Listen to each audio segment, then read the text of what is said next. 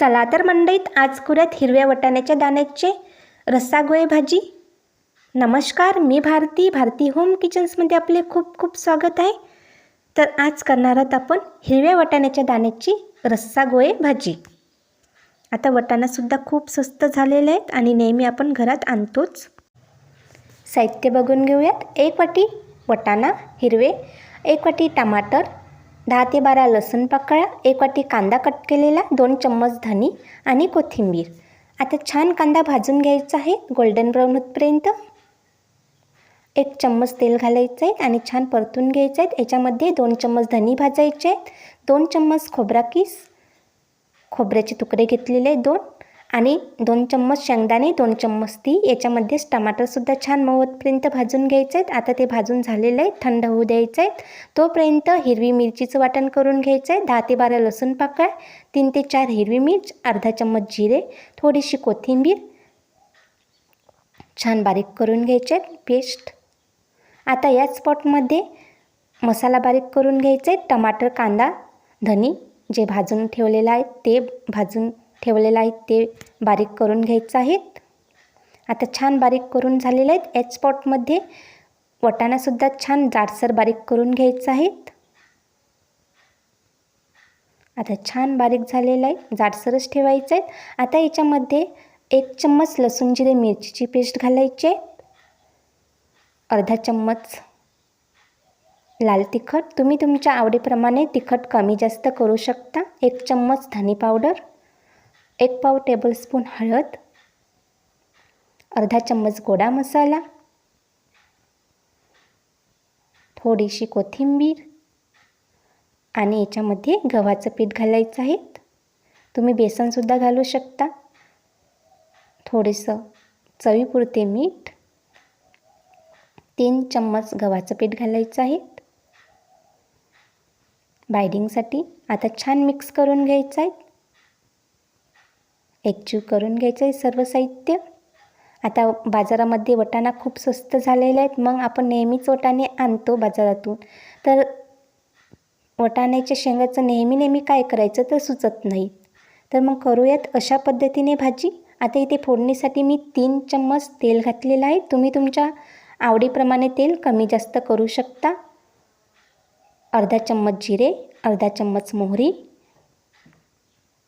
जिरं मोहरी तळली की मग मिक्सरला बारीक केलेलं वाटण घालून घ्यायचं आहे.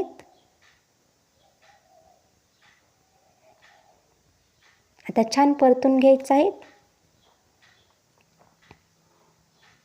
आणि मी नेहमी भाजी आपली मसाल्यावरच टिकून राहते. मसाला छान शिजू द्यायचा आहे. मीडियम आचेवर 3 ते 4 मिनिट तेल सुटतपर्यंत शिजू द्यायचं आहे. आता याच्यामध्ये लसूण जिरं मिरचीची पेस्ट 1 चम्मच परतून घ्यायचं आहे.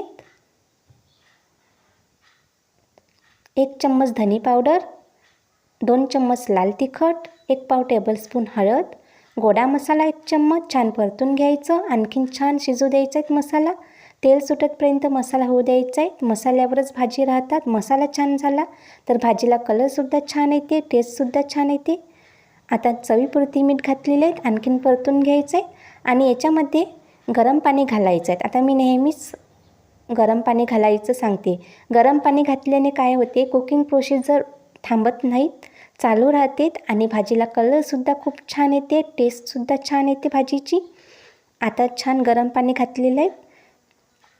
थोडंसं जास्तच घालायचं आहे कारण की गोळे टाकल्यानंतर भाजी रसा सोक करून घेते. आता मी दोघांपुरतीच भाजी करत आहे, तर इतकं पाणी पुरेसं आहे. बघा, आता 5 ते 6 उकळ्या काढून घ्यायच्या आहेत. तोपर्यंत छान गोळे करून घ्यायचे आहेत. आता हिरव्या वाटाण्याच्या दाण्याचे गोळे तयार झालेले आहेत. तुम्ही याच्यापेक्षा छोटे किंवा मोठे करू शकतात तुमच्या आवडीप्रमाणे. इकडे रसासुद्धा छान उकळलेला आहे. रसा छान उकळल्यावरच हे गोळे घालायचे आहेत. जर रसा उकळला नाहीत असेच घातले तर मग हे विरघळतात, फुटू शकते.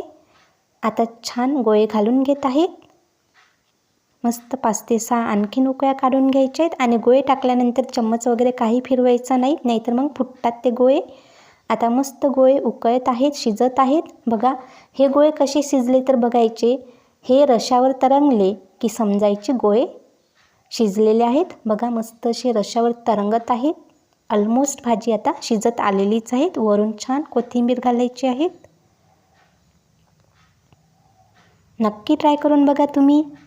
तुम्हाला ही रेसिपी आवडली असेल तर लाईक करा, शेअर करा, कमेंट्स करा.